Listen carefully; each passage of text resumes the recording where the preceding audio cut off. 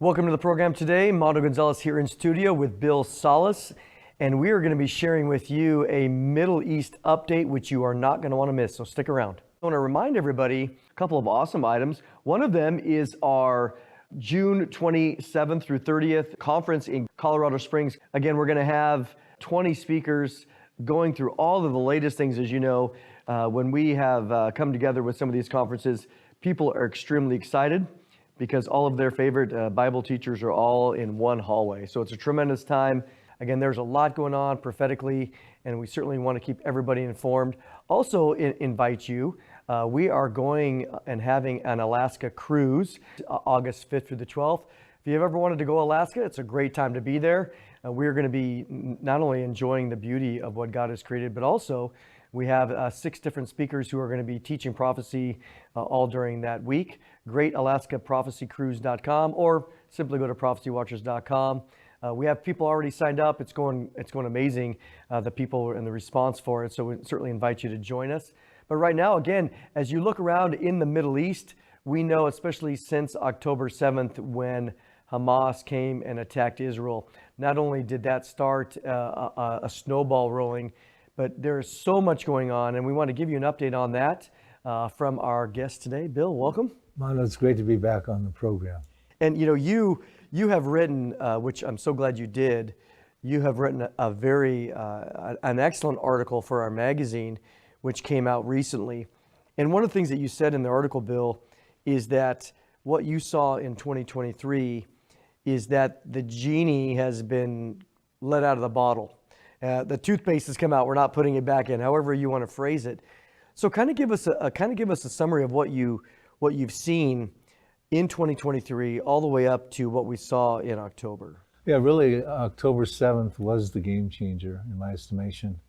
Israel had been, kind of going back and forth with Hamas and a little bit with Syria. Of course, there's continued to war with Syria, but at this point in time, they've got to be all in, and they are all in. They've gone into the Gaza intensely. As we sit here and speak, they're even moving down into the Rafah and that sort of thing like that, crossing. So basically, Israel's all in at this point, with their eye on the north, also with Lebanon. Hezbollah's got 150,000 missiles that they've strengthened and fortified in 2023. Syria has chemical weapons. Iran was working in 2023, getting some of those chemical weapons into Hezbollah's hands. Everything is extremely dangerous at this point in time. As we film this program, we've got tens of thousands of Israelis who are evacuated from the north, living in hotels for well over 4 months now. Everything is in play. Something's got to happen to get Israel to be able to get secure again, deal with the problems around them, not to mention the fact that Iran may as well, more than likely, has some nuclear weapons already in their arsenal at this point. I mean, if you're watching this, you might think, well, why again are we always talking about Israel? And hasn't Israel had a lot of wars? And certainly, Bill, they have. But we're coming to, a point now where here we are in 2024, where, as we know, Iran has been the main troublemaker in the Middle East, especially for Israel. But we've talked, and we've done many programs going all the way back to discussing this agreement, the JCPOA agreement of 2015. And so here we are. But if you just give me a couple items, what is different right now that is different than 2015? I mean, what would be a distinction? You'd say, hey, look, this is why we have come to the point of no return. Yeah, well, in 2015, of course, the JCPOA was put together at the time of the Obama administration. Iran had set limits on the nuclear enrichment capabilities. Of course, in May of 2018, Donald Trump was president, and he withdrew from that agreement. Back around September of October of 2023, Iran stopped allowing the inspectors to come in from the IAEA. At this point in time now, we have no idea how far along they progressed, but shortly after stopping them from coming forward and inspecting, we found out around November of 2023 that they had enriched uranium up 22 times the amount that was allowed with the JCPOA.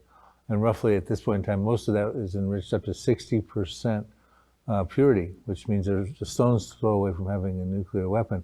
And when they stopped the IAEA from doing inspections, reports were saying they were just 2 weeks away from back then in September from having enough fissile material to build nuclear weapons at that point. So we think at presently they could literally have 3 to 5 explosive-ready nuclear weapons.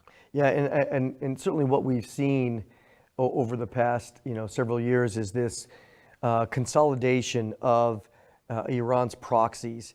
But you see what happened on October 7th. It's almost as if, and I read several reports of this, that you had this conspiracy of agreement. Okay, we're going to all go in together. Iran's all the proxies were going to go in at once, and really try to overwhelm Israel. And certainly we know that Hamas went in and they overwhelmed Israel, at least for a short period of time, and of course all the trouble and the murderous terrorist spree. But the other hand is, it seems that one of the reports was that Hamas wanted the glory for themselves, and they went too fast, and they preempted the rest of the group. I mean, I don't know whether that's true or not, but what happened there? Talk about Israel's recognition of realizing, oh, we can't just do a minor response here. We have to take them out. I write in the article that I believe Iran is executing through its proxies a multifaceted, multi-layered program against Israel to wipe them off the map, which is their stated intention. The question arises, when will the other layers come forward? We see that Hezbollah is involved. They've lobbed several thousand missiles into Israel since October 7th into the northern part of Israel. Of course, Israel's evacuated tens of thousands of Israelis living in hotels presently. The Houthis have been trying to stop commerce and ships going through the Red Sea. Syria has been sort of laying on the sideline at this point in time, although Israel is still bombing there. Lots of bombings. Trying to make sure that weapons do not continue to supply from Iran through Syria into Hezbollah's hands. But at some point, it's very likely that Israel's going to have to deal with Hezbollah, Syria on a much larger level, and Iran too. The question is, about Hezbollah, why are they simply not using all their precision-guided advanced missiles at this point? And I write in the article, Mondo, if I can, I believe there's 5 reasons we should think about. Basically, one of the things that with using Hezbollah, just pinpricking with their strikes, a lot of these missiles are falling indiscriminately in the fields. Some are being picked up by the Iron Dome, but some of them have caused serious casualties and forced the evacuations of tens of thousands of residents, like we said. One of the things that's being accomplished right now is the Israeli Defense Forces are being spread thin as they're diverting troops down into the Gaza, so they can't have so many on the northern border of Lebanon. Of course, there are quite a few troops up on the northern border engaged in war. They are in war with Hezbollah, not on the level that I think they're going to be here shortly. Number 2, it's depleting some of Israel's missile defense systems, Iron Dome, etc., like that. Gives Hezbollah more of an opportunity when they want to go full throttle to have less missile defense systems to prevent that. 3, it's creating danger, chaos, and hysteria among the civilians living in northern Israel, which is causing them to leave, rendering them useless should they become non-combatants. In other words, if there's a ground war going house to house, they're not there to fight alongside to protect their houses, their interests. Makes them a refugee burden on Israel in general. And of course, all tourism is gone. It's out the window in general in Israel, but especially in the north, so it's affecting the economy. The other thing, too, that we're watching even on a much larger level now, involving the international community, not just the Muslims, Arab states, which says provides more time for the international community and the Muslim nations within it to further unite in a propaganda media war. We'll talk about that, maybe spend a moment on that. And then lastly, it gives Iran more time to arm their hypersonic ballistic missiles with nuclear weapons that are explicitly intended to wipe the Jewish state off of the map. And last year, in 2023, they came out with a hypersonic ballistic missile that can get to Israel in 400 seconds, which is 6.66 minutes. It travels 5 times the speed of sound and can carry a nuclear warhead. Imagine that, less than 7 seconds, they could have this blow up in a nuclear weapon in Israel. I really want to thank you for watching this video. If you enjoyed it, and if you've not already done so, please consider subscribing to our YouTube page at Prophecy Depot Ministries. Bill Salus, you can go on YouTube and search Prophecy Depot Ministries. Also, take the time to visit our product page at prophecydepot.com Pre-Tribulation.com. You'll find my books and DVDs there. We even have bundle deals, discounts of books and DVDs for you. While you're there, also check out our spiritual survival kit for those left behind thumb drive. It's specifically designed for your loved ones who might get left behind so they can know what's forthcoming in the days in which they'll be living. It would include a Bible, some letters of instructions from me to them, my books and DVDs for the Here to Eternity series, the Now Prophecies, what could happen now at the present time, the Next Prophecies, what has a few preconditions but are stage setting, could happen after the Now Prophecies. The Now Prophecies have no more preconditions. The Last Prophecies, which include the prophecies in the first half of the tribulation, the Final Prophecies, which include the prophecies in the second half and final half of the tribulation, and then we conclude the series with the Millennium Prophecies and the New Jerusalem. Additionally, while you're there, you'll see my new book and DVD called The Future War Prophecies. And you see some of the topics that are discussed there: the First War of Iran, the war we talked about in this video with Israel and Syria, the proxy war that shakes Israel, Psalm 83, Ezekiel 38. You see the list of these different topics up there. Please visit and consider purchasing this book and DVD as well.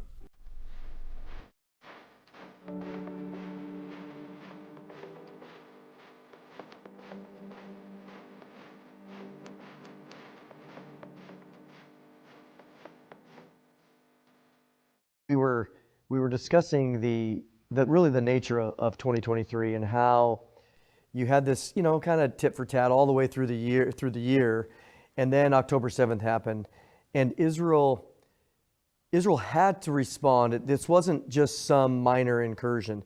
This was a massive murdering spree, and then they made the commitment not only just to go in there for a little bit, but we have to completely eliminate Hamas from existence, every last one of them. They no longer can be in control. And so they began this, as we know, this operation to completely remove. But now this is going to shape the scenario, because for doing that, every day, it's 120 days, 130 days, however long it's been, every day we see the propaganda machine of all of the surrounding nations, the world, the United Nations, even the United States getting sucked up into it. But now the world of public opinion is coming against Israel for doing what they need to do. Talk about how that's going to shape the rest of what we anticipate for the coming times. Well, that's working toward Iran and its proxies' favor. It's one of the reasons Iran can still let them sort of sit on the sidelines, Hezbollah and Syria, and the Houthis still get them involved. But as long as Hamas can still be the victim in the eye of the international community, it works toward the propaganda war, which enables Iran, of course, to get more nuclear weapons in their arsenal and that sort of thing. But I think at this point, as we go forward looking into the new year, since we do believe the genie is out of the bottle in the Middle East, we could be looking at prophecies setting up to find fulfillment, maybe even in 2024, Mondo. Yeah, so I mean, what we want to do now is, I hope you got your Bibles out, because again, we're here to teach the Bible. And so let's talk about the potential scenarios. We have, again, as we mentioned, the players, Egypt in the south, we got Hezbollah in the north, Syria in the northeast, even Jordan to the east, and of course the Palestinians in the West Bank still.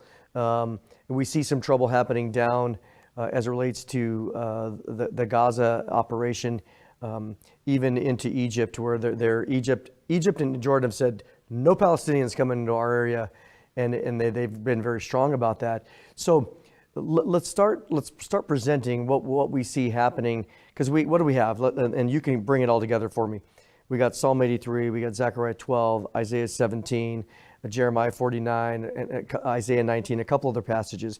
Kind of lay out what you see as a potential scenario here. Yeah, let's take a big look, like an overview. Let's look at Zechariah 12, verse 2. It talks about a time coming where not the world at large, the surrounding peoples, will lay siege on Judah and Jerusalem. And we find out that when that happens, in Zechariah 12, verse 6, it says that in that time he says, I'll make Jerusalem a cup of trembling to all the surrounding peoples. Matter of fact, why don't you read it? Yeah, Zechariah 12:6. In that day I will make the governors of Judah like a fire pan in the woodpile, and like a fiery torch in the sheaves. They shall devour all the surrounding peoples on the right hand and on the left, but Jerusalem shall be inhabited again in its own place. Yeah, so I think at some point in time, we need to be keeping our eye on that prophecy. All the people surrounding Israel, the surrounding nations, are going to want to make a final siege against Judah and Jerusalem. Now, that would perhaps include Egypt, Jordan, Syria, Lebanon, etc. Now, these people are also involved in Psalm 83, which is another prophecy that could find relationships there. But when you talk about Syria and Iran and Lebanon, you're dealing with proxies of Iran, Hezbollah is in Lebanon, with 150,000 or more missiles pointed at Israel. Syria with chemical weapons. So we have a prophecy in Isaiah 17 that talks about a day would come, Isaiah 17:1, where Damascus will cease from being a city, will become a ruinous heap. It says in Isaiah 17 verse 9 that desolation is caused by the children of Israel, the destruction of the oldest continuously inhabited city in recorded history, Damascus. Isaiah 17 verse 14 says, "One night you see him," speaking of Damascus in the masculine pronoun, "in the morning he is no more." This is a portion of those who rob us and those who plunder us, alluding to the fact that in self-defense, Israel has to take out the city. So my thing is, well, how come Israel gets to a point in their war where they actually have to use probably a nuclear weapon and take out a city? What causes them to get to that point? And you and I discussed this in the back meeting here before we came on the set. Isaiah 17, 4-6 tells us a very important passage. Do you have that close by? I can absolutely read that. Because really this is I think one of the most powerful passages of scripture in my mind, which helps shape some of the sequences that we have here. Isaiah 74, "In that day shall come to pass that the glory of Jacob will wane, and the fatness of his flesh grow lean. It shall be as when the harvester gathers the grain and reaps the heads with his arm.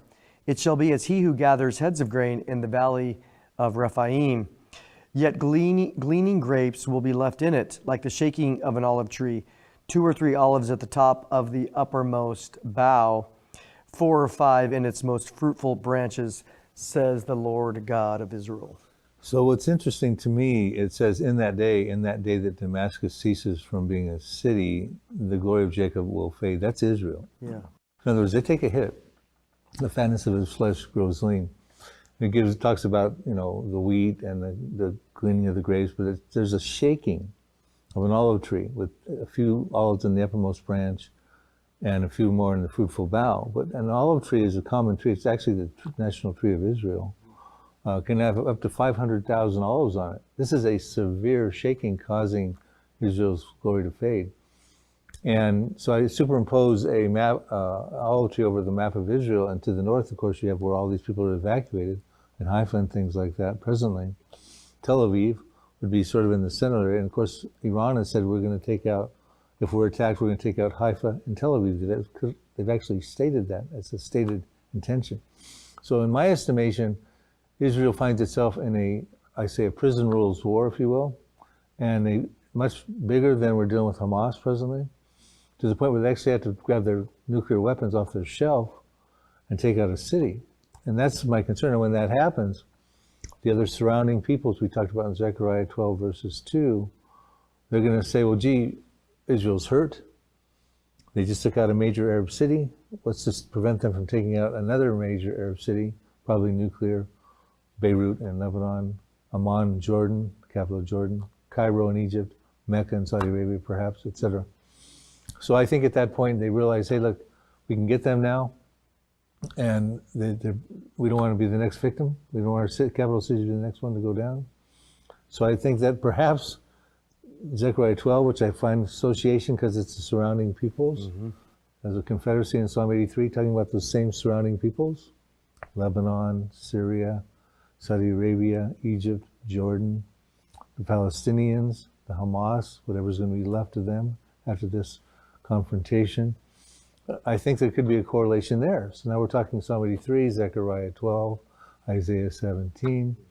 In what order, I'm not exactly sure. You and I have kind of talked about maybe it could be Isaiah 17 then Psalm 83, or it could be Psalm 83, Zechariah 12, leading toward Isaiah 17. But anyway, you look at it, these are game-changing events that will affect the world because end times biblical prophecy is globally impacting. One of the things that you discussed at the conference, which I think was very helpful, is there's this disagreement among brothers that Zechariah 12 is in reference to Armageddon, and so is Zechariah 14 in reference to Armageddon. And you addressed that at the conference, but kind of help us here to give a summary why Zechariah 12, we're not waiting for Armageddon. We will possibly see this in the near future. Yeah, the reason people connect Zechariah 12 with Zechariah 14, which Zechariah 14 is clearly dealing with the Armageddon campaign, is because in Zechariah 12:3 it talks about the nations of the world are gathered together against Jerusalem. Remember, Jerusalem is going to become a cup of trembling to the surrounding peoples. Mm-hmm. And so the Lord is saying, I'm going to make Jerusalem a cup of trembling. And he's warning in the next verse, don't meddle, even though you're assembling against Jerusalem at this point, it'll become a burdensome stone. We find out that the nation assembling and trying to meddle with the status of Jerusalem at that time, when it's a cup of trembling and the surrounding peoples are laying siege on it, is an unsuccessful siege, because we read in Zechariah 12:6 that the Israeli Defense Forces are going to win the war against the surrounding peoples and devour them on the left hand and the right hand. And that will end the Arab-Israeli conflict. Now go ahead and read Zechariah 14 verses 1 through 2, where they get the idea of that's Armageddon. Behold, the day of the Lord is coming, and your spoil will be divided in your midst, for I will gather all the nations to battle against Jerusalem. The city shall be taken, the houses rifled, and the women ravished. Half of the city shall go into captivity, but the remnant of the people shall not be cut off from the city. So, give us a 30-second summary here on this. Now that's a successful siege. Mm-hmm. They're not having to move a burdensome stone. It's not a cup of trembling.